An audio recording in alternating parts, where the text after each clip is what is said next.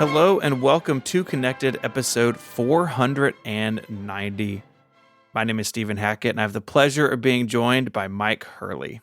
Hey, Myke. It is a pleasure. I'm so happy to be here. And I also have the pleasure of being joined by Federico Vitici. Ciao, Federico. Ciao. It is also a pleasure for me. We're all very pleasured, I think. People say this is the most pleasurable podcast. They say that. that. They say that. Mm-hmm. And we get a lot of people are saying that. They send us emails are like, hey, your podcast is so pleasurable. Full of so pleasurable for me. I love it. You actually would not believe the amount of emails we get where people say this is a pleasurable podcast. Yeah. So take that, other tech shows. Take that other Speaking of which, podcast in the shower. Podcast in the shower. So I ran a little poll on Mastodon asking, do you listen to podcasts in the shower? Can you remind me why? Because I feel like I can only half remember why this is a thing that you wanted to do. I think I mentioned that I do it, and someone in Discord or one of you thought I was bananas. We were talking about something with you in the bath. Yes. And you had a thing you were doing with your phone on a shelf? Cases. We were talking about cases? Yeah. Maybe? Why do you use a case? Because you're worried you're going to drop your phone? Oh, I don't want it to slide across the sink. There you go. The grip. You wanted grip. That's right. You need that grip. And so we did it. 1,247 people voted on Mastodon. Okay. 42% of people said, yes, I do listen to podcasts in the shower. 58% of people said, no, I do not. So I think that there should be a third. It's too late now, which is I would like to. So I would like to listen to podcasts in the shower, but in my new shower, in my new house, stop the count. Stop the count. Stop the count. It's time to stop the count. But I can't in my new shower. I can't hear the podcasts anymore. Is the problem because I have like a cubicle and I don't have a space in the cubicle to put my phone, where my phone won't just be literally in a pool of water. Although there were some replies to this post where I was like, "Oh, that's a smart idea." Like people building shelves, yeah, shelving. But I don't think that would fly at home, which probably for good reason. We had a couple of things. We had someone write in, they're just putting their phone on top of like the edge of the shower. That's a terrible idea. Your phone's going to explode. Mm-hmm. Look, I'm a professional phone breaker. This phone is going to break.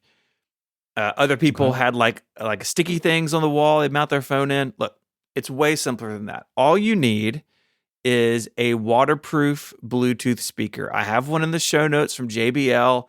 I happen to own the old version of this. I got it for free. It's in something at some point years ago. I've run it forever.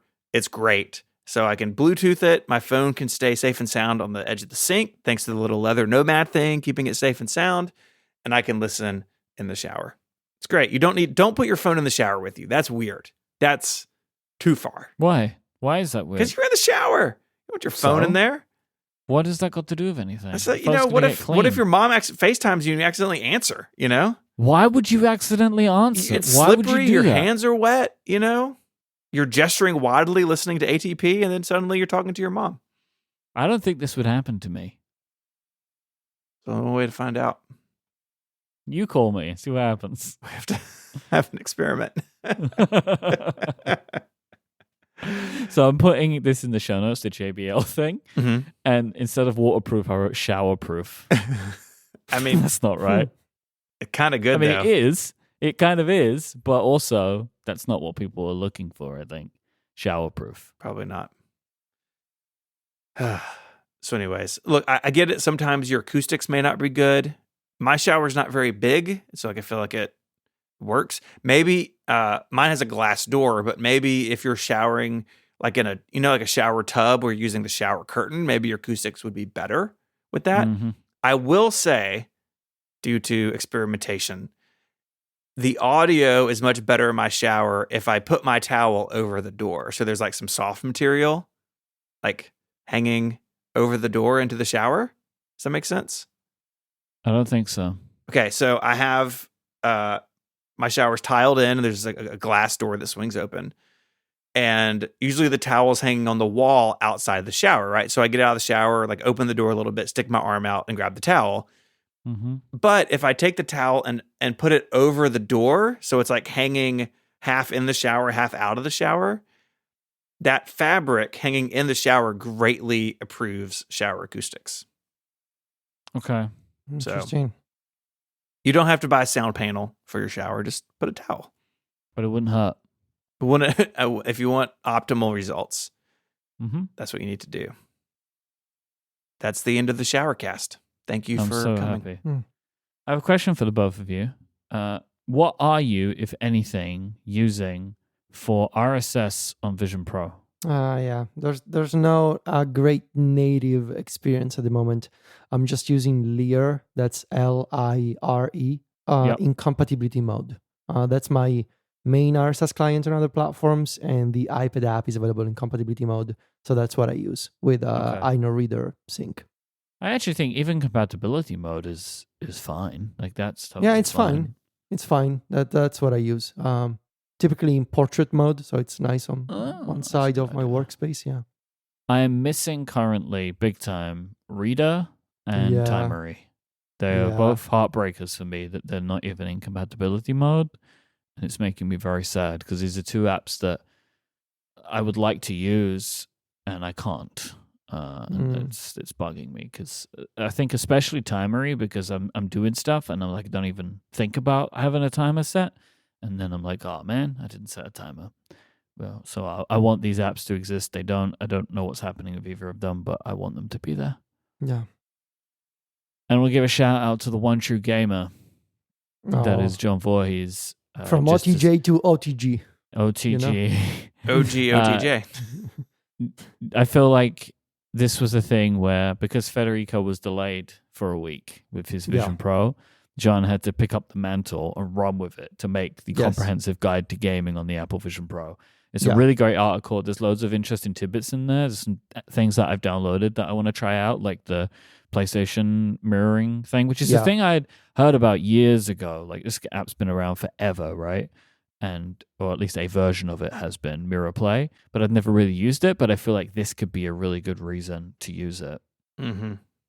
It also, I think John wrote about this. I sort of blacked out towards the end of the story because there were a lot of gaming screenshots. It gets, well, it also, the further the article goes, the more unconventional I think I would say the methods become. Yeah. At some point he's talking about his Wi-Fi network, gaming Wi-Fi. Yeah. It's all the rage. So gaming Wi-Fi, everyone's doing it. But it would be cool if the developer strap would I want that thing to do everything, right? Like we want Ethernet from it. We want video in and video out. Like just put some ports on things. It doesn't ever hurt anybody. Yeah, I mean, if that theory, the developer strap, can do more than what it's currently doing, but it's locked in software, I really hope that Apple makes that like a proper Thunderbolt port. Because honestly, like with Ethernet, it would fix up basically most of the problems when it comes to game streaming to the Vision Pro, right? I mean, if you can have Ethernet speeds on that thing, whether you want to stream PS5 or Xbox or PC, like that's gonna be not an issue. The Vision Pro doesn't have Wi-Fi 6E, unfortunately, so it's locked to Wi-Fi 6, and I'm finding that I consistently get worse performance with Wi-Fi on the Vision Pro than, say, my iPad Pro, for example. So I want to believe that maybe in Vision OS 2.0 or something, they will unlock the true potential of the developer strap. Let me plug an Ethernet adapter in that thing. Come on, please. But yeah, it's a great story. John spent a lot of money and did a lot of research to find all the possible options right now. Of course, as soon as we published that, we noticed that there's a native test flight. There's a test flight beta for a native version of Moonlight. So if you are a PC gamer and you want to stream games from your PC to your Vision Pro, there's a Vision OS test flight for Moonlight, which is the client for PC streaming. Gonna leave some links in the show notes. And the test flight is currently open, so you can just click a link and start testing it. We got a couple of small topics to handle here at the beginning of the show. The first one is more battery who dis. So this is a report from Chance Miller. I'm just going to read this because I don't understand how this happened. This is Chance. Apple initially said that the iPhone 15's battery would retain up to 80% of its original capacity at 500 complete charge cycles. Now the company tells 9to5Mac that the iPhone 15 can retain 80% of its original capacity at 1,000 complete charge cycles. That's awesome. That's great news for longevity of these devices. Like, why has Apple just discovered this now? I have so many questions. It is peculiar. So I guess what we are seeing here is that sometimes a recount does work. Is that, I guess. I think so. Yeah. I think that's what it's saying. I think so. Yeah.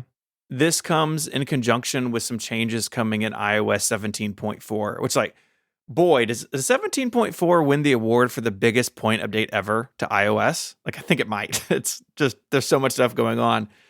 But a change coming to the battery and battery health screen, which, remember, this was added several years ago. There was the dust up about Apple throttling the performance of phones. There was a class action lawsuit. All these things happened. Now in 17.4, if you go into the battery screen and settings, you will see two new menus, one called battery health and one called charging optimization.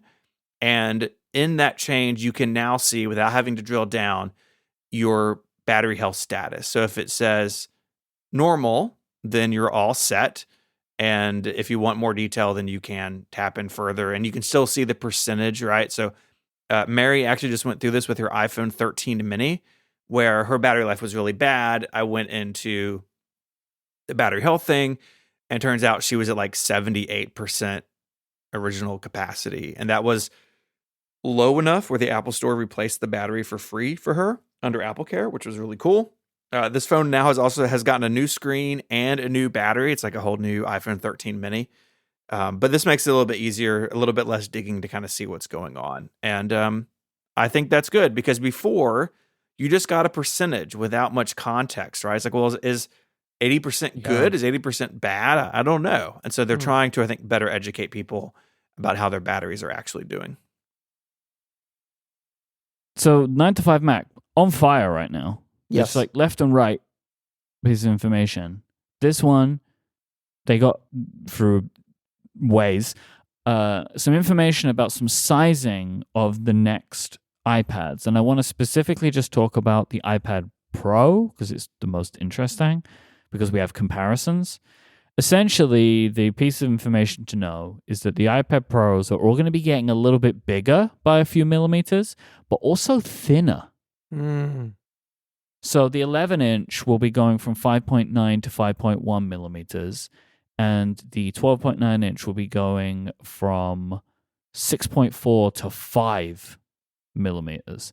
What is really weird to me here is that the 12.9 will be 0.1 millimeters thinner than the 11. Yeah, it's that I think is going to feel amazing in the hand. And also the 12.9 Pro is 1 millimeter thinner than the new 12.9 Air.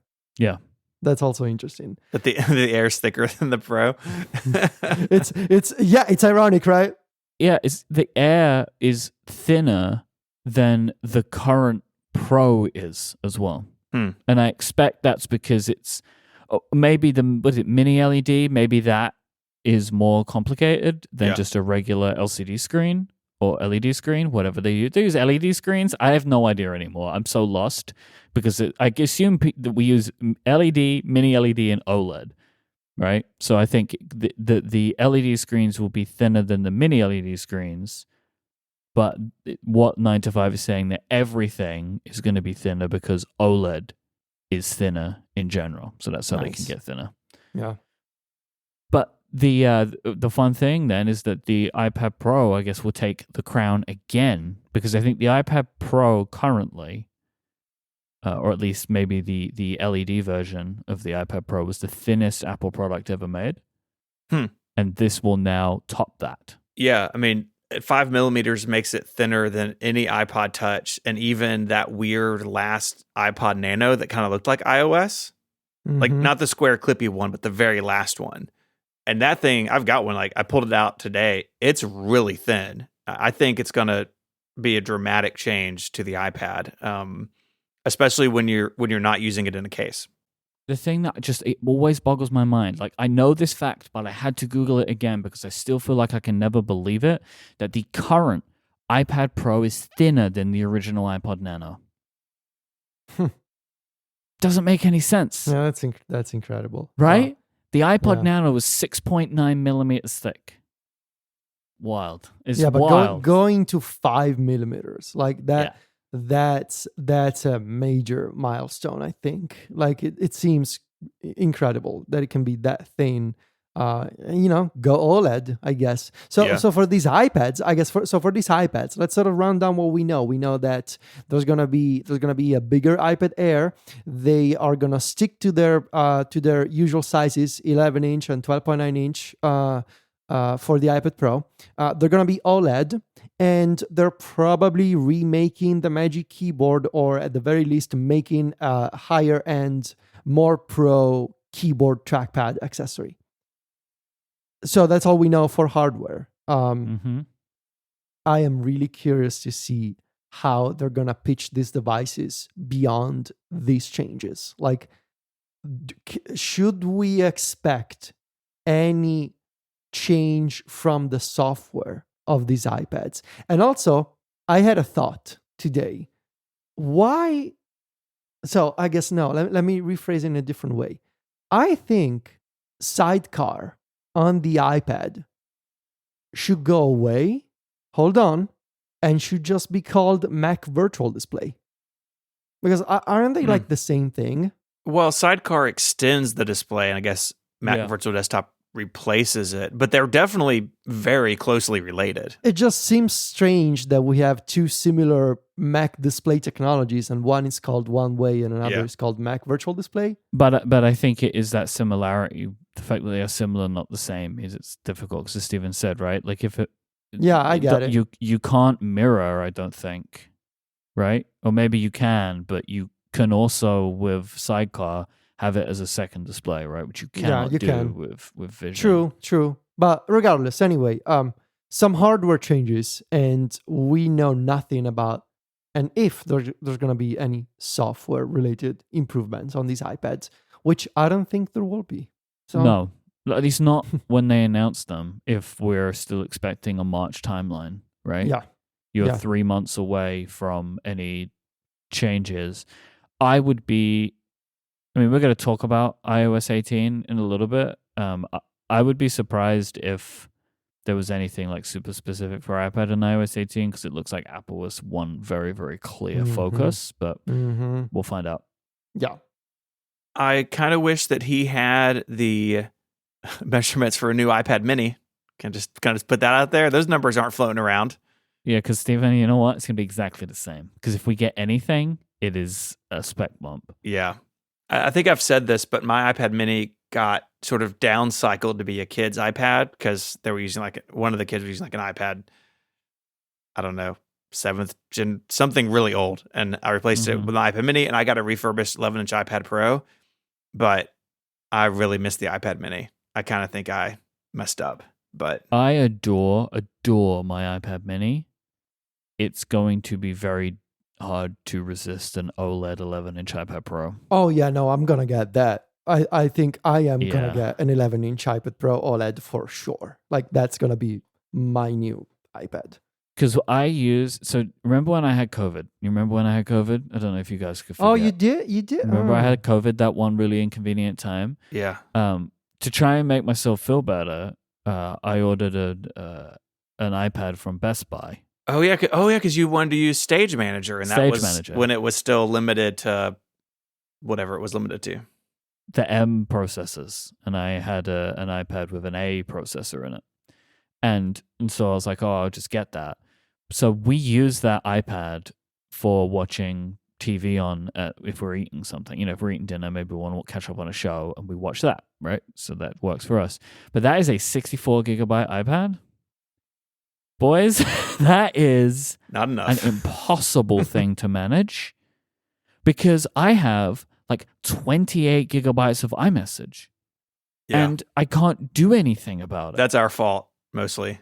No, but it's just like, I want to keep it, right? Because all of my other devices can store that. But Mhm. this cannot. I had to do some real like gymnastics a couple of days ago just to update the iPad. Mhm. It was a nightmare just trying to be able to update the thing. So yeah, but so I would like to. I think I would like to replace that iPad at some point, and I don't know. Maybe it just becomes my iPad and I give up on the mini life, but we'll see. I don't want to do that. Hmm. Could I introduce you to a concept called the multi-pad lifestyle? It's on my face now. That is true. It's on my face. Multi-pad on my face. Yeah. This episode of Connected is brought to you by NetSuite. If you have a business, you can probably relate to this. Things get to a certain size and then cracks start to emerge. Things you used to do in a day are suddenly taking a week. You have too many manual processes and you don't have one source of truth. It's never a good feeling when everything in your business is disjointed. Too many processes in too many places. You want clarity. You want one place where all the important stuff happens. The solution to untangling that disjointed feeling is NetSuite. NetSuite is a software company that has developed a cloud-based business management platform to help your team deal with key business processes like enterprise resource planning and financials, CRM, e-commerce, inventory, and more. I know if I have too many manual processes running around at work, it makes getting work done feel harder than it needs to be. And if you want to make sure the cracks don't emerge in your business, there are 3 numbers you should know: 36,000, 25, and 1. There have been 36,000 businesses that have upgraded to NetSuite by Oracle. That makes NetSuite the #1 cloud financial system, streamlining accounting, financial management, inventory, HR, and more. And 25 because NetSuite turns 25 years old this year. That's 25 years of helping businesses to do more with less, close their books in days, not weeks, and drive down costs. And 1 because your business is one of a kind. So you get a customized solution for all your KPIs in one efficient system with one source of truth. Manage risk, get reliable forecasts, and improve margins. Everything you need to grow all in one place. Having all the information you need in one place makes it so much easier to make decisions. I know as a business owner what a difference that can make and how much easier everything operates when information is available. It really means that you can make smart decisions and you can make them faster. So go download NetSuite's popular KPI checklist designed to give you consistently excellent performance. It's absolutely free and you can find it at netsuite.com/connected. That's NetSuite, NetSuite, netsuite.com/connected to get your own free KPI checklist and to make sure your business is one that continues to thrive. Our thanks to NetSuite for their support of the show and Relay FM. So Jason published the 6 Colors report card for 2023 over on 6colors.com, the website. And we spoke about it on Upgrade, and me and Jason both gave our scores. But one of the great things about this now is people start publishing their own report cards, all of the information that they gave. And so you two both published yours as well. And so I wanted to give you both the opportunity to pick out any specific highlights. We probably won't go through it all. I don't think we have enough time in this week's episode to go through everything. But I don't know if either of you wanted to pick out any specific scores that you gave and some reasoning for those. Yeah, my 1 out of 5 to the iPad, maybe. Okay. Yeah, I'd like to know about that. I also want to know about your wearables because our scores are very similar. What did I say about wearables? You gave 2 out of 5, and I gave 4 out of 5. So I also want to hear about that. Yeah, so the wearables, I'm kind of bored with the AirPods Pro. They are serviceable. They do what they're meant to do, but it just feels like they've been doing the same thing forever now. And I know that in tech years, forever can also be 3 years, 4 years, but it feels that way. They feel kind of boring to me. I cannot stop using them because they are the best earbuds if you are an Apple person. But I just wish that Apple did something new. More sensors, more I don't know, more battery life, more a different shape. I look, for example, at have you guys seen those new Bose Ultra Open earbuds that actually don't go into your ears? Yeah. Yeah, I don't know. I don't think Apple is ever going to do that sort of stuff, but I just wish they had a little more creativity in terms of the whole wearable category. And of course, the AirPods Max. They should be a little ashamed that they haven't upgraded those headphones in any capacity, both in terms of hardware and software for the new audio features that we have on the AirPods Pro. In how many years? 4, 5? So yeah, I think it's a 2 out of 5 because I want to see some changes, and the AirPods Max just feel like a forgotten product at this point. Which is a shame because Yeah, they're my favorite over-ears because they get all of the features that come with being as part of the ecosystem. and they are so comfortable. They They are the best over-ear Bluetooth headphones that I have. I really, really like them, but they make me feel bad when I use them. When I need to charge them with a lightning cable, it just feels terrible. Yeah, and I mean, because I use it, I want adaptive mode. I want Yep. conversations. Like I Yep. use those features, and so I want them on all of my headphones. So the iPad, I gave it 2 out of 5. You gave it 1 out of 5. I'm sure for similar reasons, right? No hardware updates in 2023, but also kind of no meaningful iPad OS updates. I mean, they Yeah. improved Stage Manager, but Yeah, so that's why I give it a 1. I was really tempted to give it a 0. But because they, at the very least, they sort of improved some basic problems of Stage Manager, I gave it a 1. Well, there is, if for Jason, there is no 0.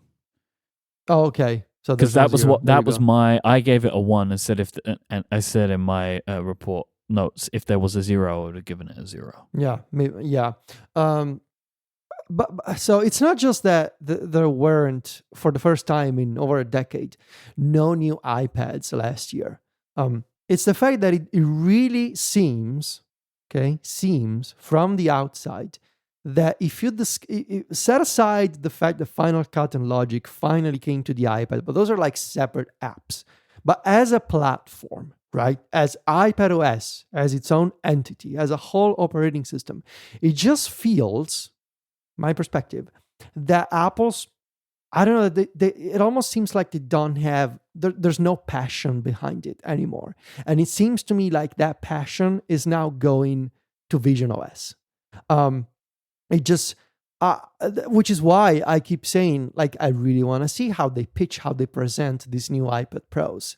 Because if it just, I get this feeling that, besides Stage Manager, which again is an optional setting that you need to choose, and it's not even that great, right? I've been using my 11-inch iPad Pro with split view again and slide over, and it's glorious.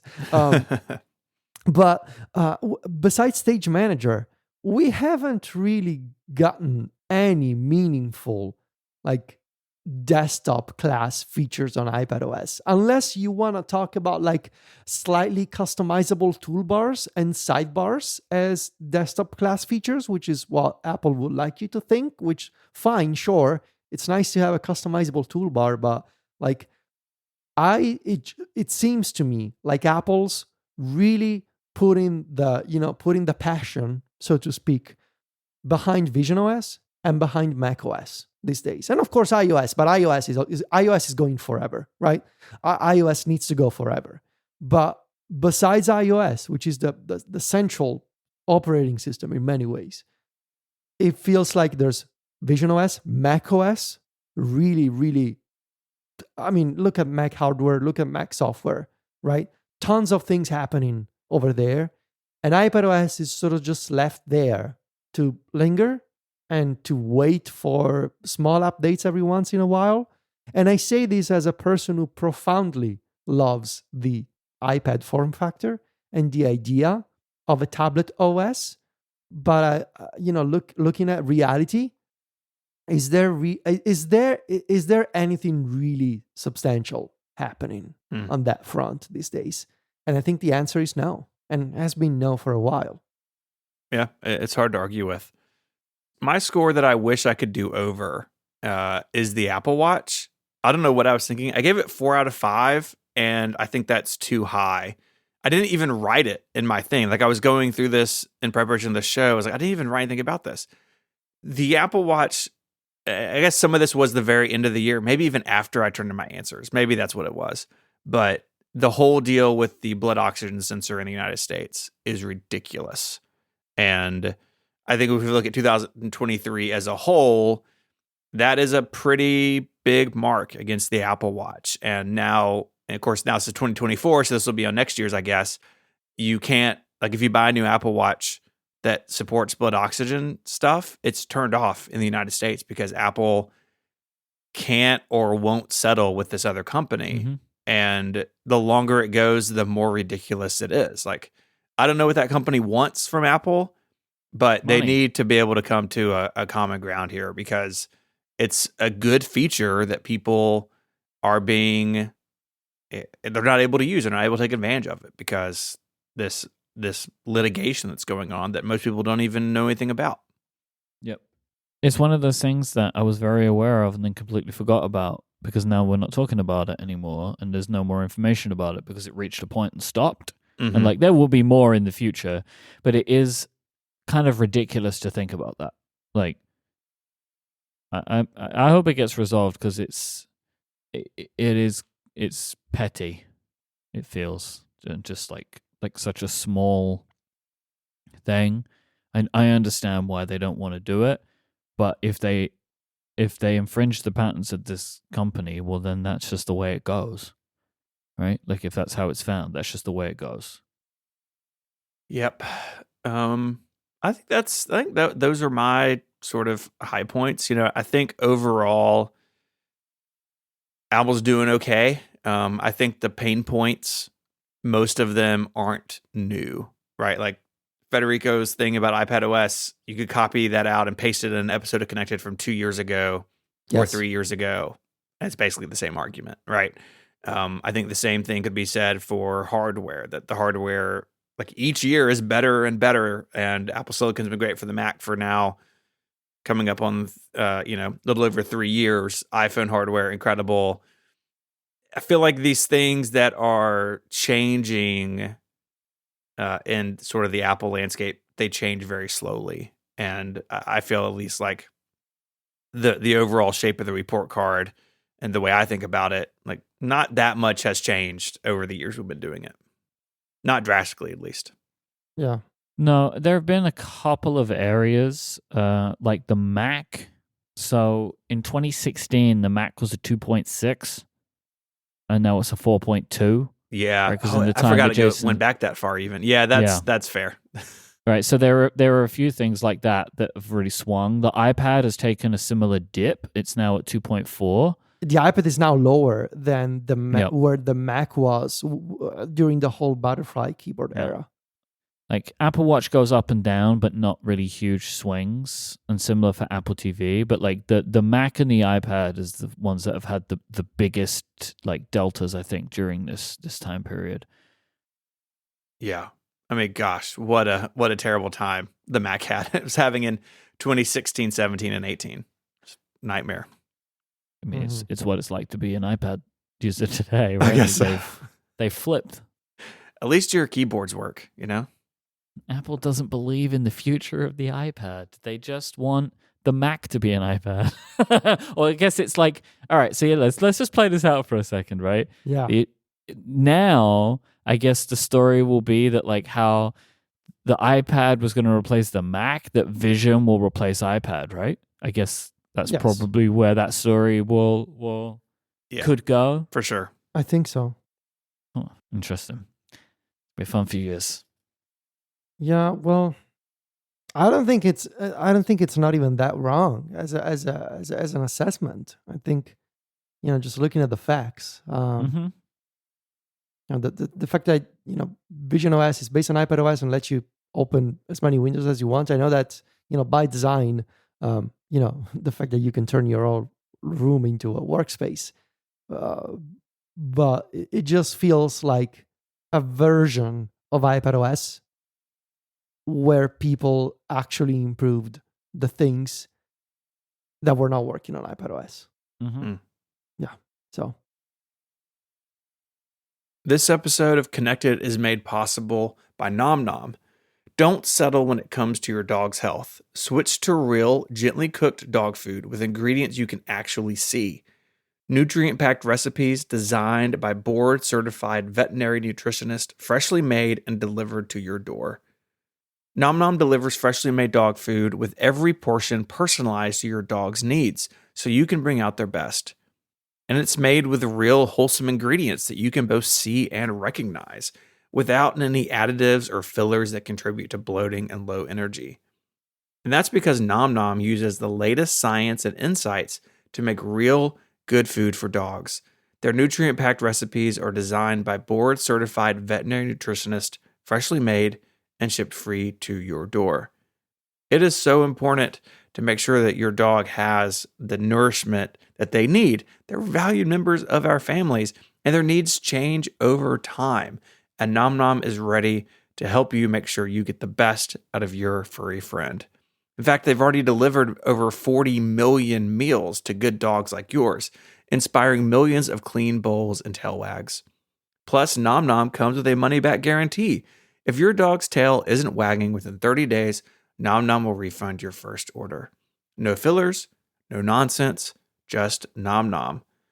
Go right now to get 50% off your no-risk 2-week trial at trynom.com/connected. That's spelled trynom, N-O-M, trynom.com/connected for 50% off.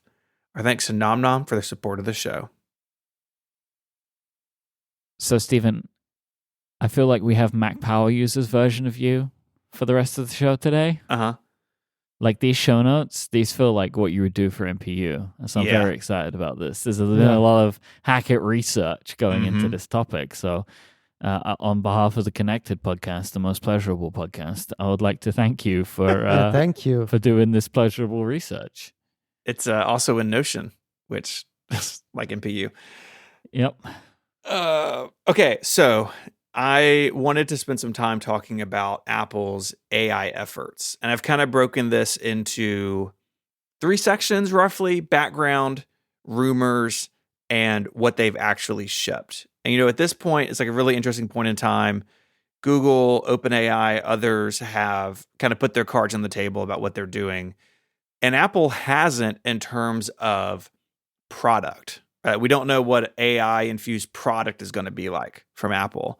But they are doing things. And when I started digging into this, because you see reports every once in a while, like Apple released this, they published this paper, whatever.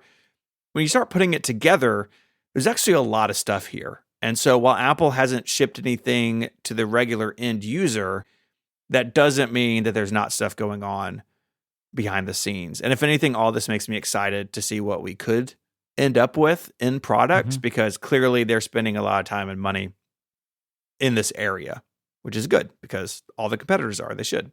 To say follow up, obviously, when we're talking about AI, what we're talking about is products like the products that are existing now from the companies you mentioned earlier. Obviously, we know Apple has machine learning in a lot of their things. We know they put a transformer model in the keyboard. Yeah. But none of these are what we're really thinking about when we talk about quote unquote AI products, right? These are chatbots. These are things that do things on the web, like you can have conversations with, all this image generation, all this kind of stuff that is occurring new right now. That's what we're talking about. Exactly. I think we should start with personnel. So there was some reporting coming up on a year ago about some job descriptions that we're talking about hiring people in these areas.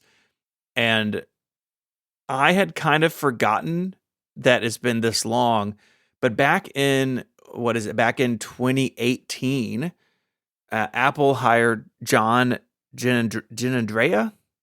Yes. Ginandrea from Google. and he is now Apple's senior vice president, machine learning and AI strategy. He is on the leadership page on apple.com.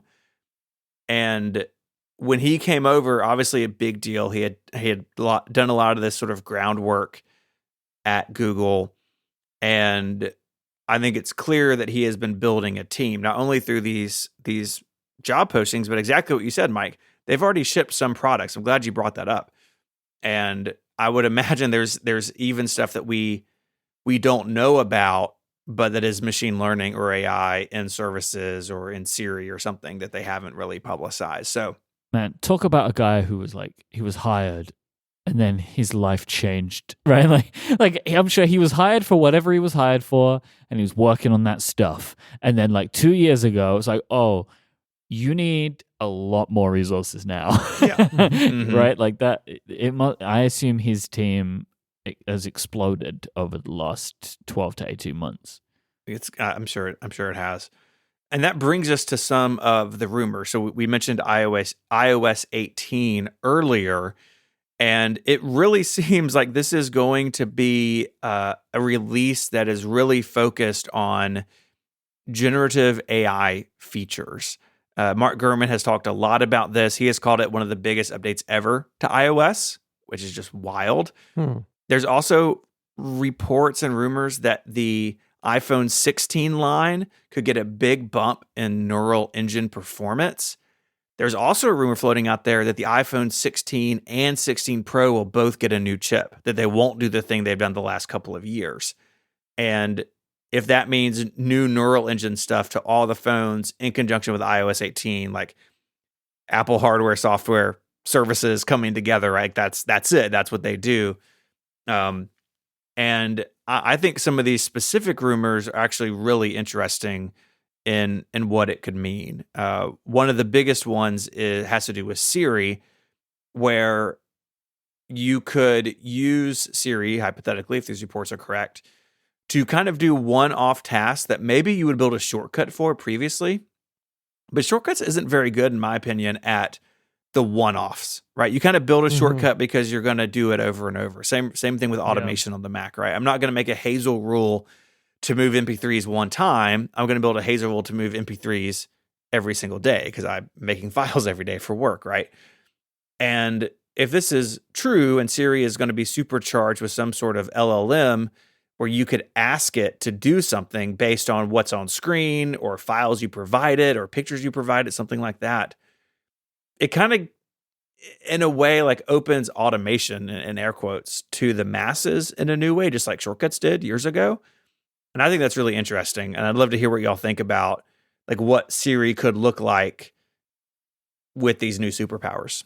Yeah, I think there's so much incredible potential when you start thinking about Siri and shortcuts together as sort of a service that can understand what you're asking in terms of features of the operating system and actions to take around the operating system and inside apps, which is kind of similar, I guess, to what the shortcuts folks are building now as a separate startup, right? Remember what's the name of Computer Incorporated, computer software. Yeah, Software Inc. something.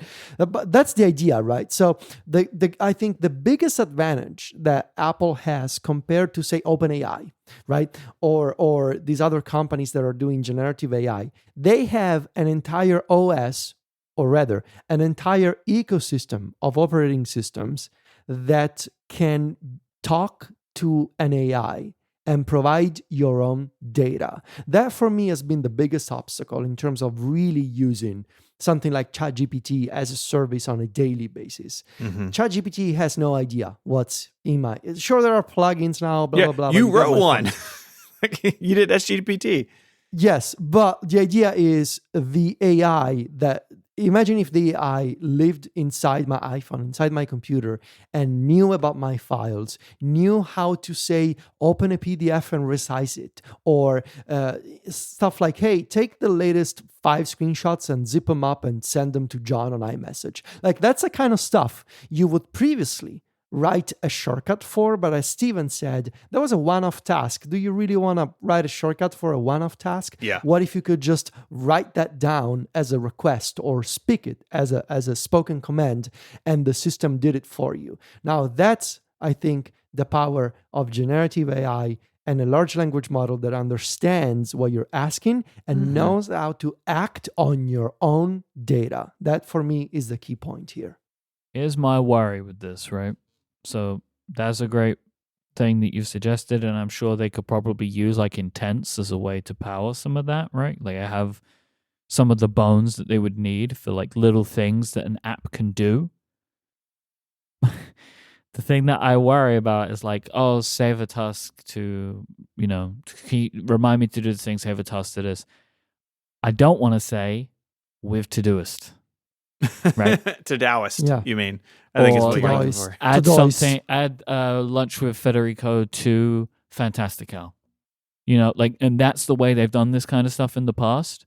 You can't just say what apps you want to use like to the system and it will remember them.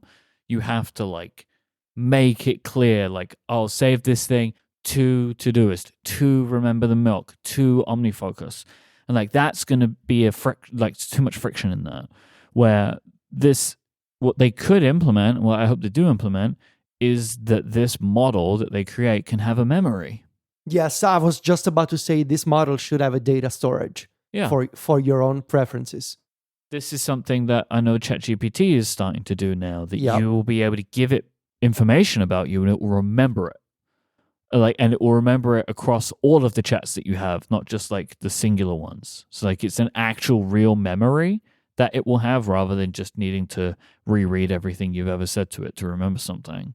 So like stuff like that would be good. And that is very important that they do it that way. Like if they want this thing to be truly useful, that we get that. And this is the beginning of that dream of like the knowledge navigator all over again, right? Yes. That you can have an actual conversation with the computer.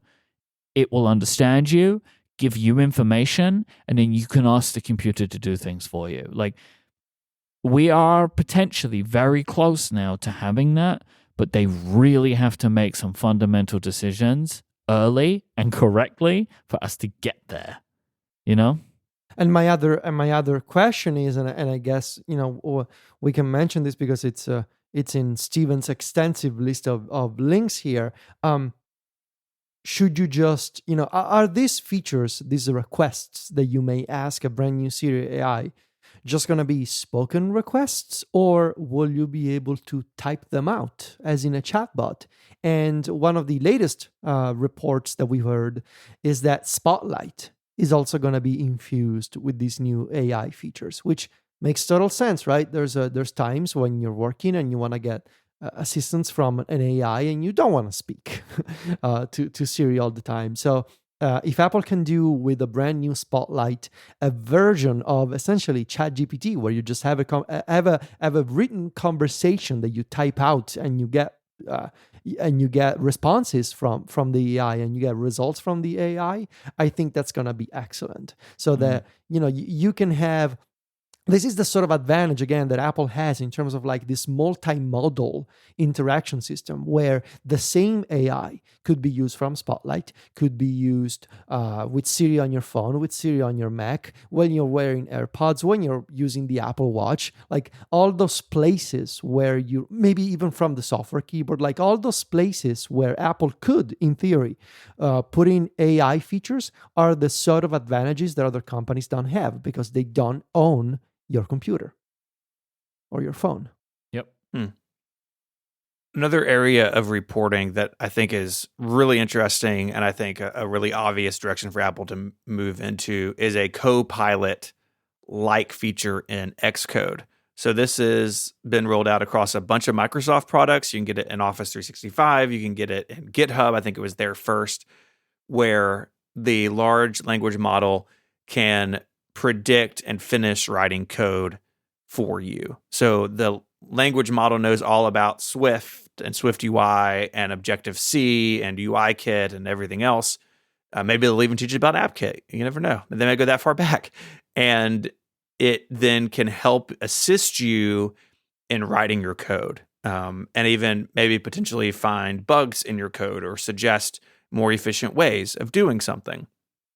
This seems like something that they've got to do. This is in other IDEs. This is in other applications, and I suspect out of everything on this list, if we see anything, we would see this first. I think the time has passed to just do this only. Like, this felt like we were talking about this last year at WWDC as a feature they might do. Yeah. Like, I think if this was something like, you say like, yeah, they should do this, but this now just needs to be one of the many things. Yes. Like, the time has passed where this is the only thing you can get away with. And it's an area where the specific knowledge set is smaller than something generalized like Siri. Right, Siri, if it's going to do all the things we want it to do, it's got to know a lot of stuff. And if it's fenced in basically around Xcode, then something like this could be really useful, right? The knowledge, the domain knowledge is smaller than anything someone might do on an iPhone, right? So I do expect that we'll see this. I'd be really curious to, we'll revisit this topic in June. A couple of things on my mind. One, is this going to be Swift and Swift UI only? Did they train the model on only Swift or also Objective-C? And two, did they train the model on private Apple internal code? Because the thing about GitHub and Copilot is that it's trained on open source code from GitHub by and large. I expect Apple didn't follow that route. And where does the code that they use to train the Xcode Copilot come from? And it'd be interesting to see if maybe the AI tool in Xcode autocompletes code for you that was actually written by an Apple engineer for, like, say, Springboard or something. Like, I'd be curious to know the source. With this entire initiative, I am really curious to know the source of Apple's data. There were also the reports, right, that Apple was gonna try and strike licensing deals with publications to train the source of content for generative AI. There is also the rumor going around this past week that Reddit was shopping around a licensing deal of $60 million to basically say, hey, company, we're going to give you access to our data. If you want to train your generative AI model, give us $60 million in return. So maybe Apple could be behind that deal. We don't know. But I really want to see how Apple trained all these different models in all the different domains. I remember a report from some time ago, I think it was a Mark Gurman report, that when they were building or starting to build out their models, I think it's called Ajax internally, they were really concerned about training it on their own data. Mm-hmm. Like, Apple did not want to do that. And there was a concern internally that it would give away secrets, basically. So I wouldn't expect this is trained on. I expect that this will be trained the same way that they trained the Photos machine learning model, which is they have bought as much data as they possibly can. So could I imagine they've done a deal with Reddit? Yes. And I imagine if they've done this, they've done deals with literally as many people as they possibly can to get as much information as they possibly can. Which, if they have done that, it does still beg the same questions that a lot of companies have, which is like, it's quote unquote fair use, which I don't agree with. But this is the world that we live in today. Yeah, that's a whole complicated sidebar. I did sell Apple the entire Mac Stories archive for AI training, though. So okay, cool. Really good. How much? It was like $8. Cool. The model's going to know a lot about shortcuts, but it's not going to be able to do any of those things. I mean, right. What's new? The last sort of AI rumor that I think is worth touching on today is an AI wellness coach. So the goal would be to keep users motivated to exercise and monitor their eating habits. Clippy, but for workouts. Yep. Clippy, but for workouts. Maybe Flippy, because it's like pretty acrobatic. Or Rippy, so you get strong, Yeah, Rippy. That's it. That's the one. Rippy. Get Rippy, baby. Get Rippy. It's time to get Rippy. Get ripping with Tim Cook. From the beginning, the Apple Watch has made suggestions, right? It's like, hey, stand up. Hey, if you go, the most frustrating one is like, it's 11 p.m. Hey, if you went for a quick 30-minute walk, you close your ring. It's like, it's 11 p.m., bro. I'm not going outside. Mm-hmm. This, I think, out of all of them, is the most delicate. I think you've really got, you really don't want this AI to hallucinate and tell somebody to do something they shouldn't do when it comes to health and wellness. But we'll see if Apple crosses this bridge. I'm the most dubious about this one, I think, actually showing up in the world. But this one, though, this one sells Fitness Plus. Like this one sells a service, Stephen. The rest of them, boo. There's no money in that. Imagine if the AI wellness coach is like a virtual persona that talks Could to you. You know, and it's as creepy as a persona. You know, I just had the thought, like, it's going to be really interesting to understand where and how this information is processed. Could it even be all on device? Is there going to need to be some cloud stuff? I think there's going to need to be a mixture. Maybe that you could, if you're an Apple One subscriber, you might get priority or speed increases. Over your... I don't want to think about that stuff. Oh, yeah. I'm telling you, man. But yeah, you're right. Yeah, this is how this stuff works. Yeah. The more I hear about this stuff, the more I understand. Like, it's just raw power, and I think there's going to be a lot of these things where they will not be able to power it on device. Like, it has to be powered in a data center somewhere.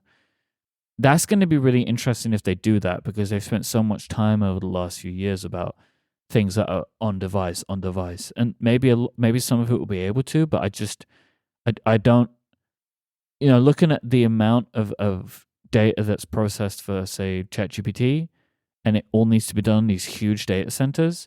I can't imagine the chip in my iPhone is really going to be able to be comparable with that, but we'll see. That's going to be a lot of carbon to offset for Apple. Yes. Yep. Mm-hmm. Yeah, that'll be interesting. This episode of Connected is brought to you by Squarespace, the all-in-one platform for building your brand and growing your business online. With Squarespace, you can build a beautiful website, engage with your audience, and sell anything. Squarespace has everything you need all in one place. I love building on Squarespace. In fact, I've been working on a couple of new websites for some of Underscore's apps. Building it atop Squarespace makes it really easy. With the Fluid engine, I can design exactly what I want for both desktop and mobile users. It's all drag and drop, and it's really easy to take what I have in my mind and put it on the page. And organizing the assets for a website, that can be a pain, right? You have a lot of pictures, maybe you have a lot of app icons you want to show. Where the new Squarespace asset library makes it easy to upload, organize, and access all of your content from one place. It's this one central hub that you upload your files to, your images, and then you can use them across the Squarespace platform. Plus, it has built-in analytics, so you can see where your site visits and sales are coming from, analyze which channels are most effective, and improve your website building a marketing strategy based on your top keywords or the most popular products and content. Again, all of this is in one place. You're not bolting a bunch of different things together. Squarespace has it all under their roof. And it means that you can go from zero to a really awesome website in not that much time. And if you have an older website, Squarespace is a great place to rebuild it. I've taken that project on for a bunch of people over the years. Taking an old creaky property and building a nice new one on Squarespace is very rewarding. So go to squarespace.com/connected for a free trial. And when you're ready to launch, use the code CONNECTED to save 10% off your first purchase of a website or a domain. That's squarespace.com/connected and the code CONNECTED when you decide to sign up to get 10% off your first purchase and to show your support for the show. Our thanks to Squarespace for their ongoing support of Connected and all of Relay FM. So we've talked about rumors. Now I want to talk a little bit about what Apple has shipped. And most recently, it was I hope you're sitting down for this, multimodal large language models guided image editing, or MG. MG? MGI? MG. Why is it not editor? I don't know, man. I feel like it kind of falls off at the end there. It does. this was covered. This was just a couple of weeks ago. This is a tool that you can use to edit photos. And there were some examples like, here's a pizza, make it more healthy, and it added vegetable toppings. Or lighten and enhance the image, make the screen green instead of white. I mean, kind of the basic image editing things that most people may want to do, but may not know how to do. Pizza looks so bad. Do people edit their photos to make their pizzas look healthier? Like, is that a thing that people do? It's like, hey, like you send in a text to your wife or something, like, hey, babe, look, I got myself such a healthy pizza tonight with all these veggies on top, where in fact you got the dirtiest pepperoni ever. Like, is that a thing that people do?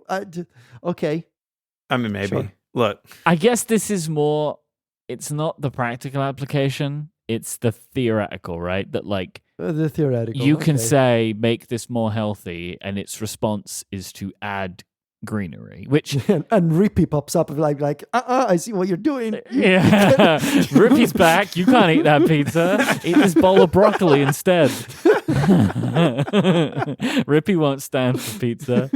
Right. And so, like, yeah, look, it is ridiculous. Like, honestly, the results of all of these are just like really weird to me. But I guess this is what these kinds of papers are like. But I guess it's showing that it understood the request, even if the result is strange, right?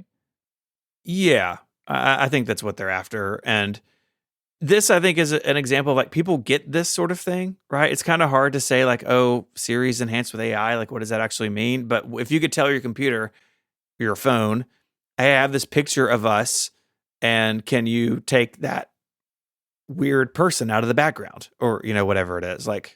And if you look at what Samsung just did on a bunch of their phones, it's very much in this sort of in this vein. So it makes sense that Apple would get this out there and let people be poking around it. Like, apparently, like if you have the right software, you can go play with this now. I looked at it for like 3 seconds and then realized this is beyond what I'm capable of doing today, and kind of moved on. But it's out there in the world, well before it's in a product, right? This isn't in iOS today, but it very well could be.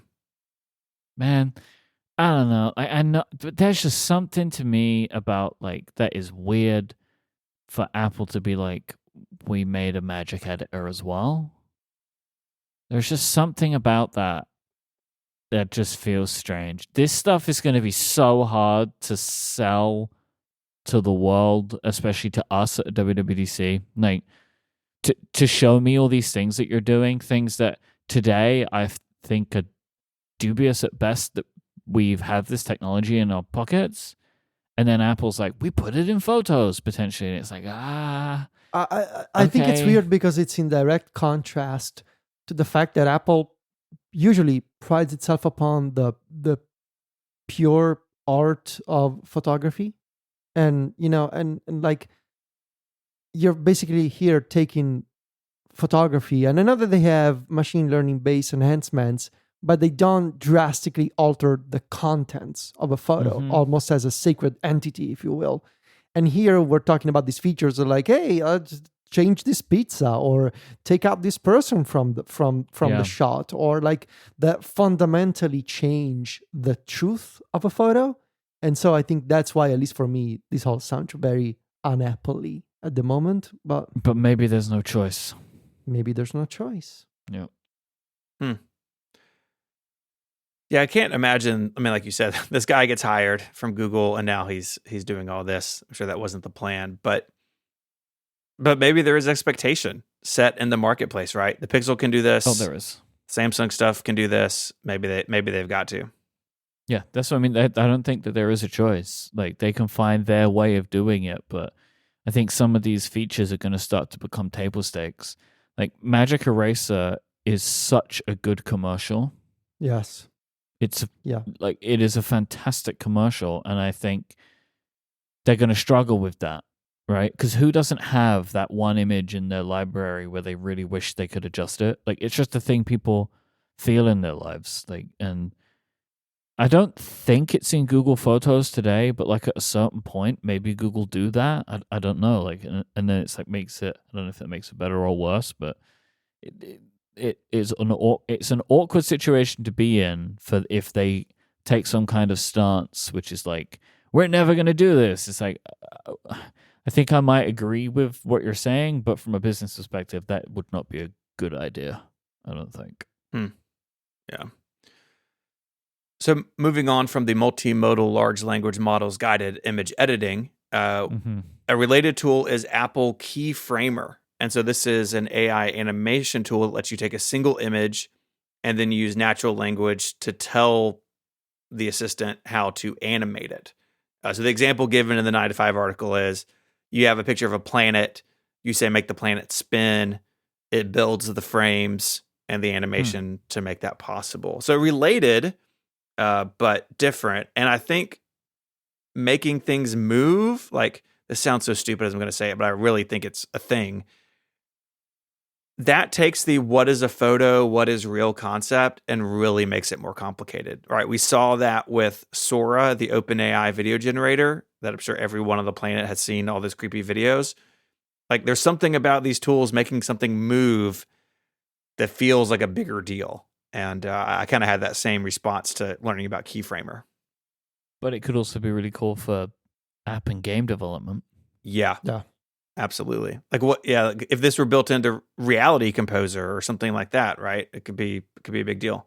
Yes, with playgrounds, like all those sort of tools, I think they could be really helpful. Yeah. So some developer tools that they've released. There's 3 that I want to touch on. Apple MLX, AX Learn library for deep learning, and then my favorite name, Apple Ferret. Ferret, like the animal. Nice. So the first couple, MLX and AX Learn library, these are machine learning AI frameworks where developers can use these frameworks to run efficiently on Apple Silicon, and then the AX Learn library is about taking that and making it really large scale. So these are tools. Tell me about the ferret. I want to know about the ferret. Let's talk about no the ferret. one cares about this because you teased AX ferret. Learn. No, give me the ferret. Boo, I'll give you the ferret. Ferret. So Apple Ferret is a joint project between Apple and Cornell University. Okay. Educated. Okay. Education and highbrow ferret. Ivy League ferret. He's wearing a little tie, you know. And it is research into how large language models can recognize elements within a picture image. So if you look at the link in the show notes, it's like a picture of a cat. And how do we know what the tail of the cat looks like? Obviously, the ferret would know it's a cat. Yeah. Yep. Or a ferret. How do we know where the head of the ferret is versus the foot of the ferret, right?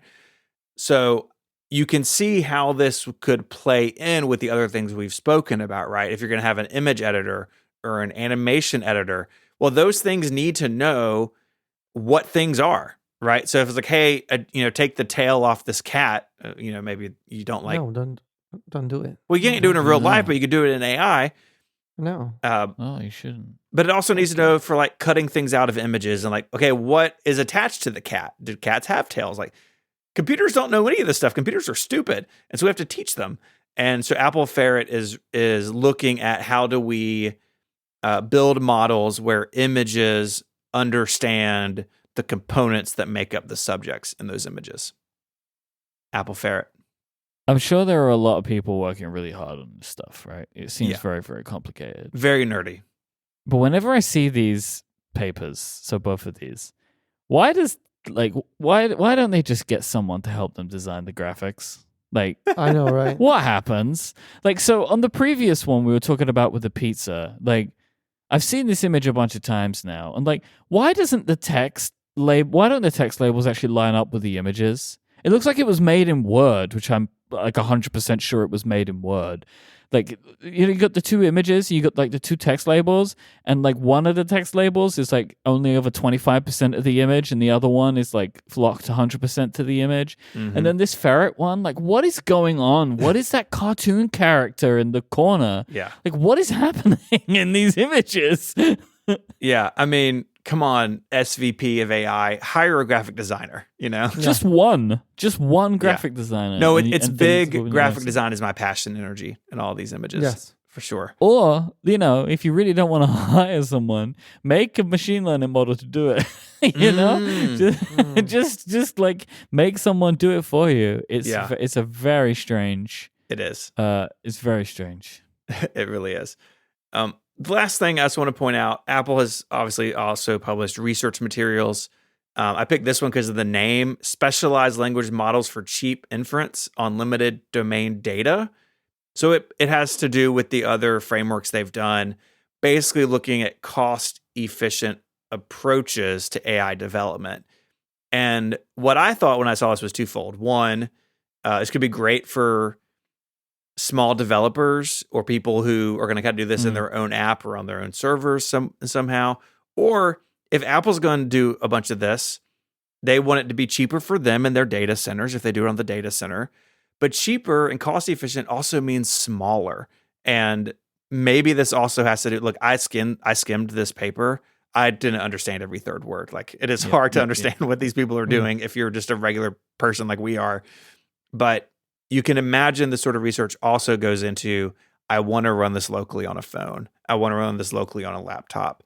And making this more efficient is cheaper in the data center and makes it possible, along with the other frameworks that you cut me off about, Apple Silicon and making it as efficient as possible there. Like these pieces are coming together, right? That Apple is like putting all these pieces, putting them together. And I think products are going to come out at the other end. I think we're going to start to see that this summer. And that's fun. And it's fun to see what they're doing ahead of time because normally we don't get this. You know what I mean? These people are so smart. Like I'm looking at that paper you referenced, Stephen. The people that do this stuff, they're just so clever, like on a whole different world. In a way, they will never be this smart, I'm happy with my talents and my skills in life. Yeah. Like I'm confident in those and I'm happy with where I am. I will never be this smart. And I don't think there is any course of my life that could have led me to be able to write specialized language models for cheap inference from limited domain data. Yeah. I don't think I could have ever done this. It was never in the cards for any of us. It was not going to happen for me. It just wasn't. And you know what? I'm fine with that. The highest I can go is probably buy an actual ferret. I think that's as far as I can that's as far as your brain will allow. As far as I have a ferret. I like an actual ferret ownership. Yeah. That's the end. Stephen, thank you for very good this stuff. research. All the links. Thank you. I think hopefully we have a better understanding of at least some of the things that are expecting us in June. I'm sure more reports will come out over the next couple of months. But this is great. Thank you. Yeah, it was really fascinating to see what they're doing. And, like I said a second ago, software and hardware, we get rumors, right? But this is actual work that Apple is doing in the field. And that's just so unlike what we normally get to talk about. So it was a lot of fun to dive into. I think what this shows is that if you want to do this stuff, you will only get good hires if you allow them to publish. Yes. And it is so un-Apple, but I think is a good sign that they're serious. Right? Like, agreed. It's like, for example, we spoke about this before. Like, if you write, people that write stuff on the App Store, they don't put their names on it. Like, they're not allowed to put their names on it. Like, you can't sign, like, oh, I was this person and I wrote this story on the App Store, right? Like, that's not a thing that the writers and the App Store teams get to do. And that maybe limits the type of people that they would be able to employ, people that want to put their name on their work. But, like, this is an example of that, where if you are a researcher, you want to be published because that's what it's all about. And they are allowing these people to do that because they are aware of the fact that they're only going to get the brightest minds if they allow them to continue publishing. And I expect that there's some stuff that they can't publish yet, but we'll be able to publish later once the products have been announced as well. And that you kind of get it that way. Yeah, I think there'll be a whole flood of these white papers and research documents. Again, not that we know what they say. Like, seriously, go look at the PDF. It's in the show notes. It's next level. It's like it's very easy to get through the first like 3 sentences, and then it falls apart real fast. Mm-hmm. Real fast. Yeah, and then you get into like some of the later pages. There's like mathematical equations.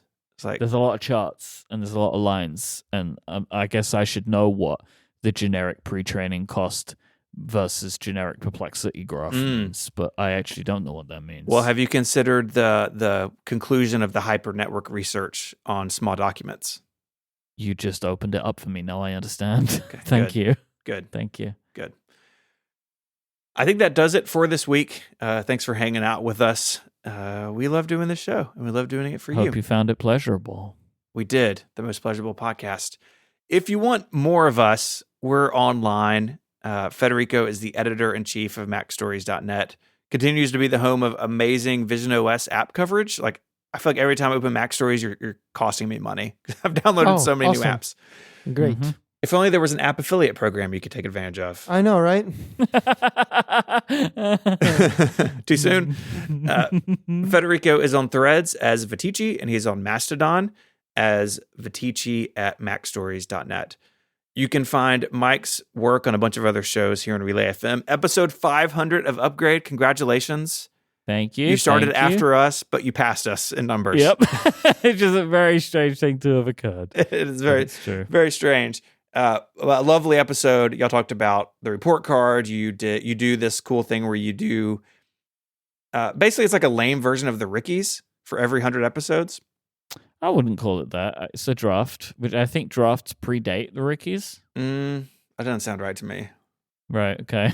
Okay. I'll come back with a white paper. You can follow Myke on Threads as iMyke, and he is on Mastodon as iMyke at myke.social. You can find my writing on 512pixels.net, and I co-host Mac Power Users. It comes out each and every Sunday here on Relay FM. I am ISMH at eworld.social on Mastodon, and ISMH86 over on Threads. I'd like to thank our sponsors this week, NetSuite, NomNom, and Squarespace. And until next time, say goodbye. Arrivederci. Cheerio. Bye, y'all.